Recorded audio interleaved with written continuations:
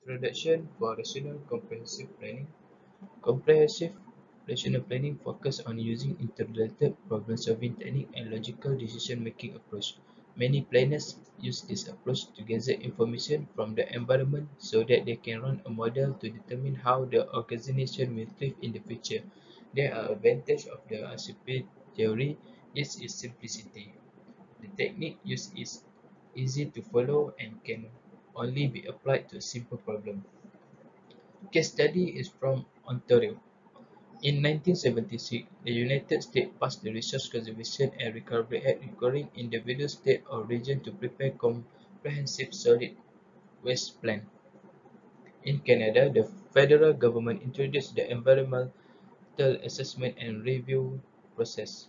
Following the federal government leadership, individual provinces passed their own EIL regulation for provincial and municipal facilities. Ontario was the first in introducing the Environmental Assessment Act in 1975. In 1990, the Socialist New Democratic Party was elected for the first time in Ontario history. The NDP candidate has made campaign promise about abandoning the WMPP in the Greater Toronto Area and taking the candidate landfill site.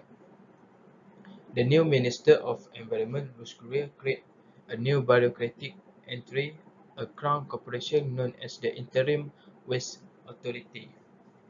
The IWA was empowered to establish 3 landfill sites for 3 regions in Toronto area. Greer said garbage should be disposed of close to the people who generate it as a means of encourage better packaging and recycling. The next one is Issues and Failures of Waste Management Approach in Ontario.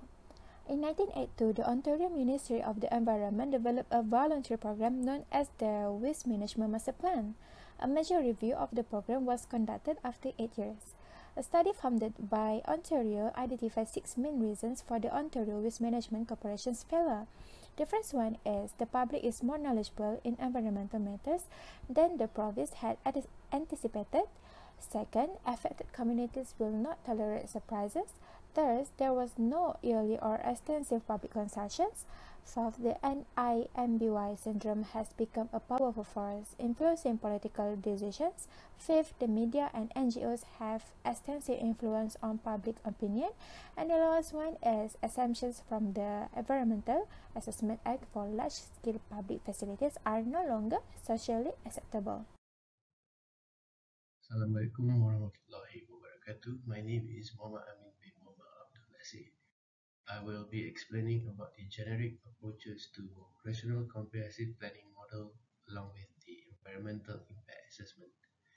So as you can see, there are 3 waste management programs that can be examined in terms of the 10-step environmental planning analytical framework. This framework was taken up from the author's years of reflective environmental impact assessment practice and the environmental impact assessment literature. So the 10th step consists of stakeholder pre-consultation, problem identification, goal and objective formulation, analysis, identification and design of alternative courses of action, effect assessment, evaluation, decision, implementation, and monitoring and feedback.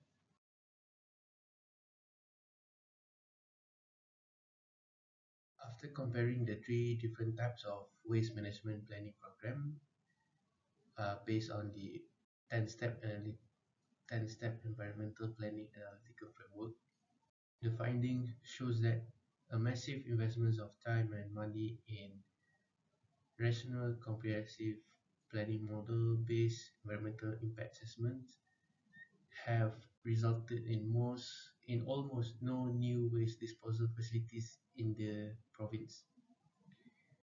Secondly, it shows that the conclusions are particularly prone to being swept aside by changing political priorities.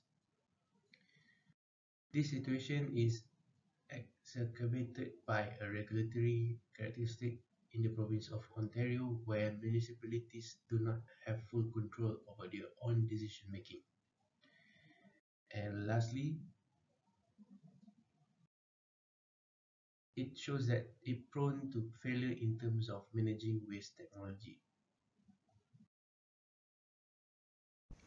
I'm Nursafika Sopian.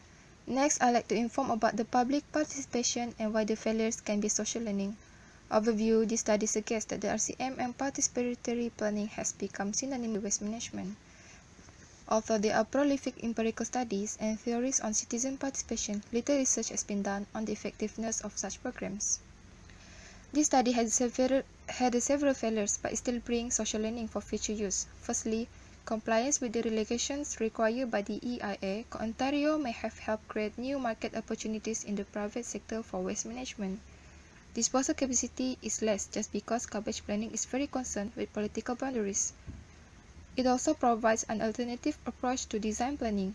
Ontarians have increased their garbage disposal rates when the coalition rejected the proposal OWMC for hazardous waste disposal facility. The amount of waste has decreased.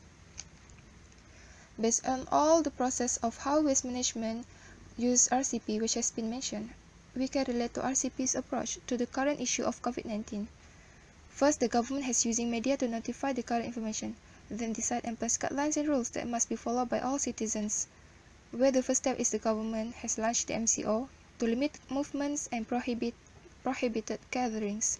There are various ways of involving the people. First, prevention and control obey of MCO and others government policy. Involved in user-centered apps such as MySejahtera. Third, digital participation. Then formal participation in decision-making in certain sector problem. COVID-19 has ruined and disrupted our world. This forces us to rethink our definition of normal. What better time than now to include all the voices in creating a new normal by using RCP approach.